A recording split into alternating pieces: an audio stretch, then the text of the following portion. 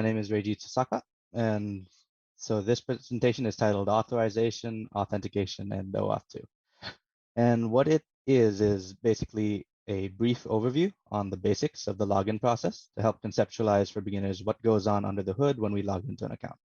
And for me, prior to learning web development, whether it was for local or online services, the process of logging in had generally been a black box. I'd never actually had to look into, but after starting my journey as a developer, learning how it actually functions and trying to implement it in my own project, I had some difficulty following along some of the articles, documentation, and discussions.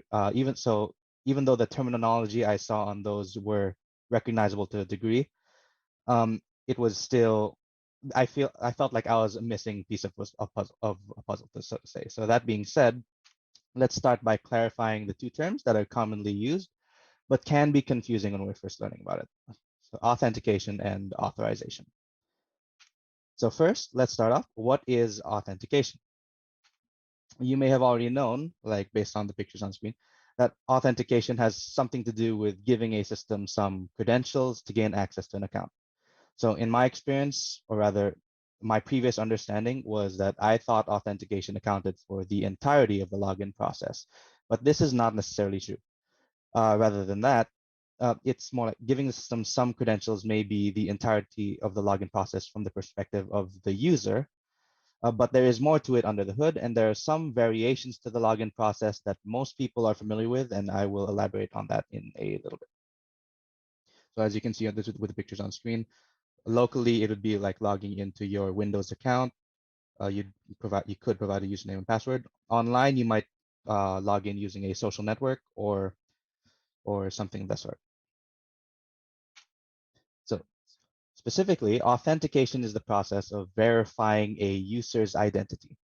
So when we attempt to log into an account, we are giving the system an assertion claiming I am the owner of a particular account here. And to prove this assertion, the user is challenged to provide inputs that only the real user should be able to give correctly. Like for this, the most common method that people are familiar with is entering their username and password. These inputs from the user are called factors, and once the validity of the factors is confirmed by the server sends the client, which is the web browser, a token, which is basically a means for the user to prove their identity. So this description is a bit vague, and that is because what exactly is on the token is ultimately dependent on how the developer wants to implement the process. On a side note, OpenID Connect, or OIDC, is the authentication protocol and the industry standard for authentication. And details regarding OIDC are not covered within the scope of this presentation, but it's a good term to know as it appears fairly regularly in articles and docs online, so you'd be able to recognize it. Regardless, some of the details in the authentication process, I mentioned that inputs from the user are called factors, and we can elaborate on this a bit. For a less vague definition, a factor is an element in the authentication process provided by the user to prove their identity. Generally, factors can be sorted into 3 different categories based on their nature. These categories are what you know, what you have, and what you are, or alternatively, things you know, things you have, things you are. So the what you know category generally includes factors that can be considered knowledge-based. Most people are familiar with providing username password combinations for logging in, and these factors both fall within this category. As such information is generally memorized by the owner of the account themselves and is ideally only known by the account owner. Other examples of this type of factor would be like a person's email address and answers to security questions. Security questions being such as the image on the right, what's the name? You might have had to fill these in while creating an account. What's the name of your first pet? What's your dream job? What city did your parents meet? My mother's maiden name, whatnot. So next, the second type of factor is what you have. And these are generally physical items. So rather physical items that have been in a way proved to belong to the account holder. So in a non-web development context, an example of this might be like using an ATM card to access your bank account. And previously, people might have so if you can look at the picture on the left, people might have used devices specifically manufactured for the purpose of producing a key that can be used in the authentication process. But nowadays, the what you have type factors are commonly used by online services when you link your phone to a online account. So you'd give them like a registered phone number, or you'd set up an authenticator app installed on your phone. The third type of factor is what you are. And these proofs are intrinsic to the account owner. So examples of these nowadays would be like fingerprints or facial structure. And while this wasn't particularly common like maybe 10 years ago, nowadays this type of factor authentication is fairly common thanks to innovations in phone technology, as we now have fingerprint scanners and facial recognition software easily available even from the lock screen. So now, depending on how a system wants to authenticate a user, the authentication method can fall under a couple of categories. The simplest one that most people are familiar with is single factor authentication. In this, only a single type of factor is made use of, meaning that even though a system might ask you for both your username and password, this method still falls under single factor authentication because both factors sit in the category of what you know. So these methods would all be like one-step authentication, such as when you have your trying to unlock your phone, you might unlock it with either a pattern, a password, a fingerprint, or facial recognition. That being said, the benefit of this method is that it's quick and easy, but ultimately due to its simplicity, when using what you know type of factors, it is also fairly simple for a machine to guess a user's credentials. So to increase security, systems commonly try to add additional layers to this process. And unsurprisingly, when the authentication process requires the user to use two or more types of factors, it is categorized as multi-factor authentication. So, and an example of this that people might be familiar with would be trying to log into a Google account from a new device. So if you've ever done that, you might have gone through the process in which the Google server doesn't recognize the device being used to log in. And as a added security measure, Google might send your registered mobile device an SMS that contains a short-lived one-time password that you would enter on your new device. You'd gain access to give it access to your account there. So although this leads to increased security, users don't always care for it because it can be a bit of a hassle. So services that deal with less sensitive information might leave multi-factor authentication as an opt-in feature. And just as a side note, you might have also heard the term two-factor authentication that is inclusive in multi-factor authentication. So that all of that was on authentication, which is generally on the user side of the login process, i.e. the person side. And in a typical flow, once a user submits his credentials and the system confirms they are valid, we move on to authorization. Specifically, also authorization is the process of assigning privileges to a user. Privileges being the actions that they are allowed to perform, that is. So this process is automated. There is no human input required for the most part. That being said, the system permits a client's actions based on predetermined roles and policies. For example, on a simple blog application, you might have a role for regular user accounts, and that allows them to create, edit, and delete their own posts, while accounts with a moderator role would have the privileges of a regular account, plus the ability to edit and delete posts belonging to accounts that are not owned by that moderator. A common pattern after successful authentication would be for the user to receive a bit of code that can be used to re-verify their identity and let the server know what their permissions are. And these bits of code, they are called access tokens. So now, how a system creates and uses access tokens can still be up to the implementation of the developer, but a common pattern is for the system to create and distribute access tokens that are self-encoded. This means that the token carries important information on itself, often using a format known as a JSON Web Token or JWT, and we'll go over that briefly in a bit. The implication of this being that the tokens are self-encoded, is that it reduces the need for database lookups, which helps significantly for large scale apps because it comes with because it means that it doesn't have to do a database lookup for additional information. It's just all available on the token. But this also comes with an added security risk that if someone were to obtain your access token, they would essentially have complete access to whatever it is that the token specifies. But there are ways to mitigate this risk, and one of them, such as making access tokens short-lived and making the ability to refresh an access token revocable. So now, discussing a little bit about the structure of access tokens, particularly JWTs, since they are commonly used in authorization. So this graphic on screen right now is a representation of a basic JWT. The top portion represents the base64 encoded version, which is essentially to us humans just a random, seems like a random string of characters. And while the bottom is the information that can be read after the token has been decoded. And if you're familiar with code, you might notice it looks a lot like the just regular old JSON. So in a JWT, the contents are generally split into three main components: the header, the payload, and the signature. The header contains information regarding the token itself, such as what algorithm was used for the signature and what type of token it is.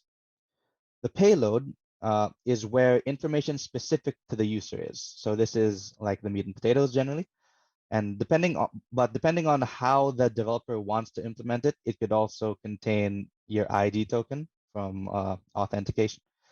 And so it can be a bit flexible in what its actual contents are. Other things it might have are claims regarding who issued the token, who the user is, what they are allowed to do, when the token expires, and how they can refresh the token after it expires. The last component is the signature, which is basically just the encoded header and payload that have been put through another algorithm along with a secret.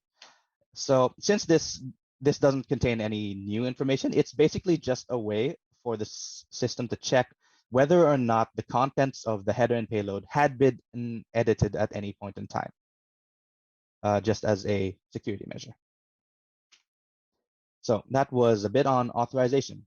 Now let's do a recap on the differences between authentication and authorization. So in authentication, the purpose is for a system to determine whether a user is who they are actually claimed to be.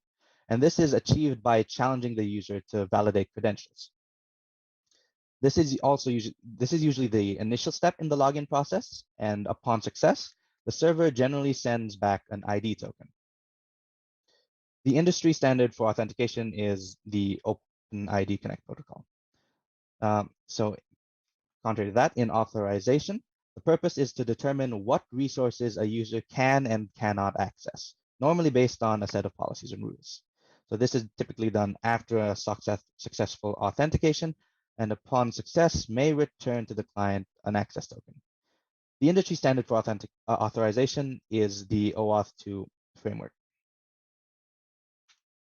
So now that we covered some basics on what authentication and authorization is, I think it'd be a good time to talk a bit about why you probably shouldn't try to write your own authentication and or authorization. And it basically boils down to convenience and security. For the convenience aspect, there's a lot that needs to be taken into considering when implementing logins. Nowadays, to relieve users of the burden of having hundreds of different accounts, a lot of modern web applications just allow users to log in using a social network account. But each social network account also has their own systems, their own way of doing things. So implementing logins for multiple social network accounts can lead to quite a bit of work. And that is just, in general, you don't want to avoid that. On the security side, on the security aspect, there are various security factors that take into account, such as how a single application, such as one made using React, functions differently from traditional multi-page applications.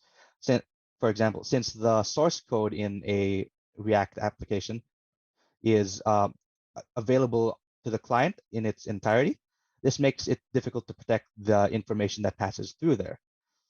As well as there are also other security considerations, such as the differences between desktop and mobile, and that can open up a lot of risks. So instead of spending time and considering the numerous different risks that you may or may not be well informed about, it's oftentimes just safer to leave it to a service that's fully dedicated to this particular component.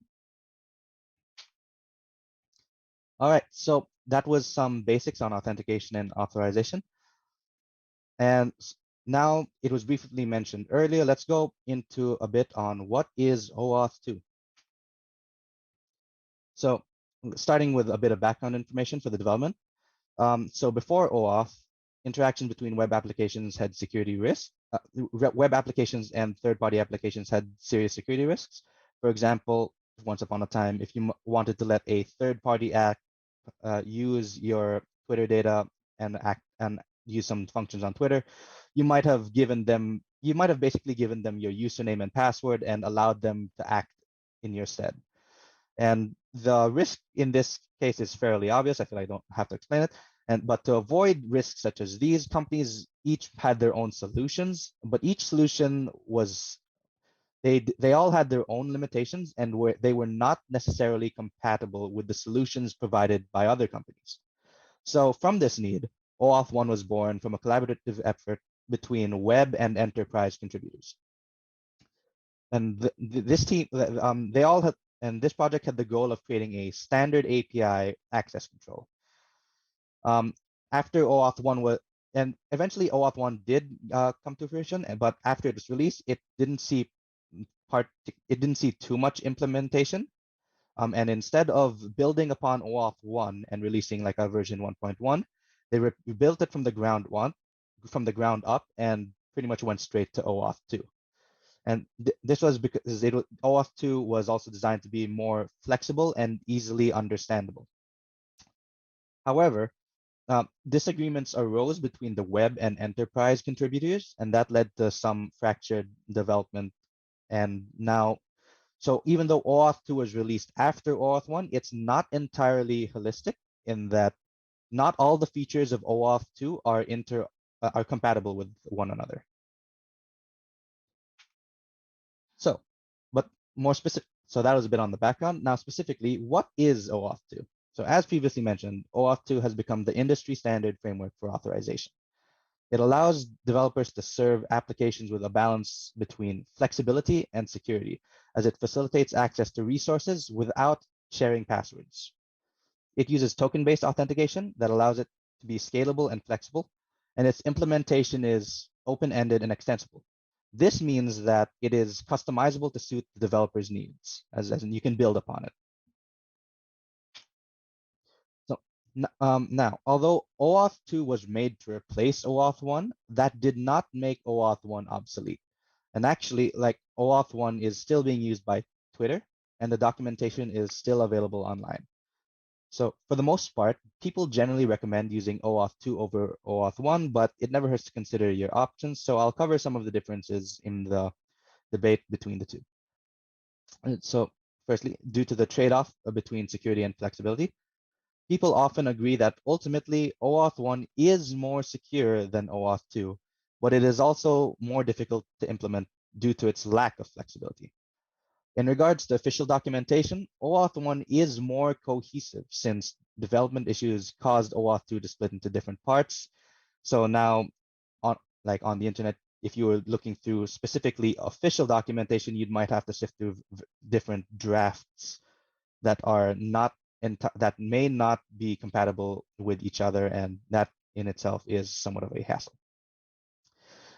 However, the OAuth2 there's a mitigating factor to that in that OAuth2 is much more widely used than OAuth1. And due to the size of the community that uses OAuth2, there are many learning resources available for it. And there are also additionally services that offer to handle the authentication and authorization process themselves using OAuth2. That just saves a lot of hassle for a single developer on the developer side of things rather. So now putting it all together, let's take a look at an example login flow of a multi-page app that uses OAuth2. So specifically, this example is how it works using Auth0, which is a service that provides a server for both authentication and authorization. So this diagram is an example flow for multi-page applications. Keep in mind, single-page applications, i.e. React or Vue ones, would use a different flow due to security considerations. There are 10 steps, and we'll go over them one by one. So at the top, you can see 4 boxes: user, regular web app, Auth0 tenant, and your API. In OAuth2, there's a separation of concerns to 4 roles. The implication of this is that authentication and authorization has its own server responsible for it. And in this case, the Auth0 tenant, the third box, is your authorization server.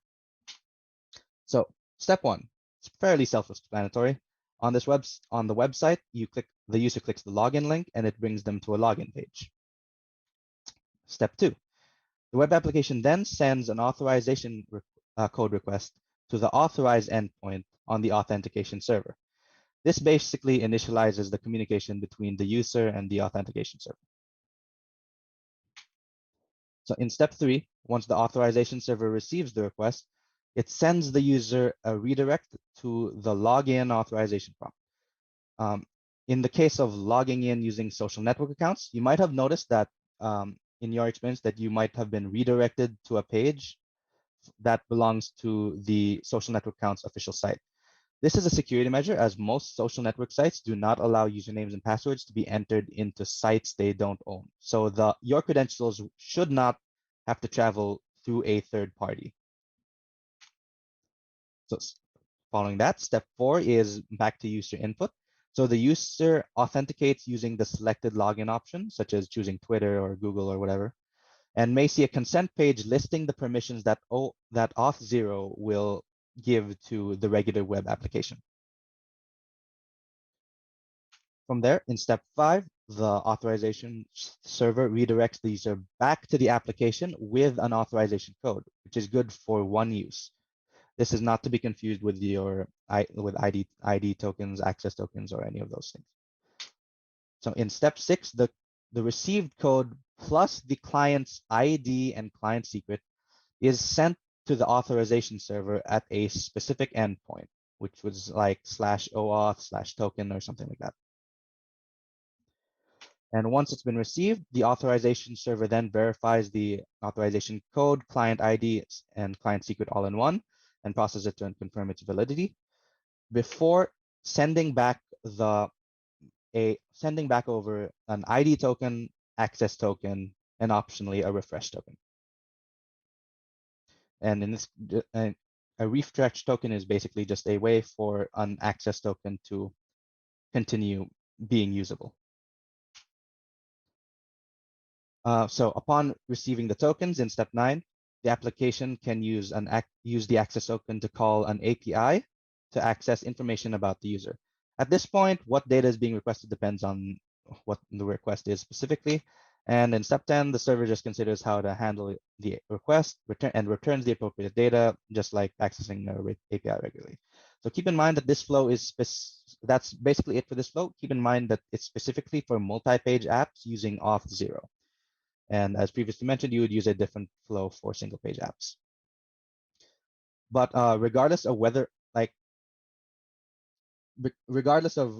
whether it's single page app, multi-page app, actually with this diagram, this is not necessarily set in stone, as you would often change certain aspects to suit your needs, as that can be varied depending on what you are trying to develop.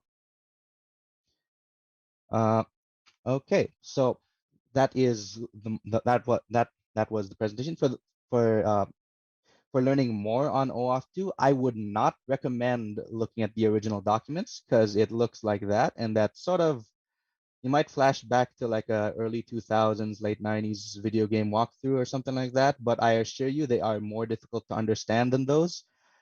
What I mean to say is they are not particularly easy to read through. But there are a lot of other resources. For example, one I would recommend is OAuth2 Simplified, which is basically a site that clearly explains the important bits of OAuth 2. Like if you're trying to understand the concepts around it, it's very helpful. The QR code for that is on screen, so is the link. In regards to learning about implementing OAuth 2, I would specifically recommend not doing it yourself and using a already made library or server, or using a existing service. So for a library, if you were running your server on something like Node.js or using JavaScript rather, you might want to use a Passport. Look into using something called passport.js.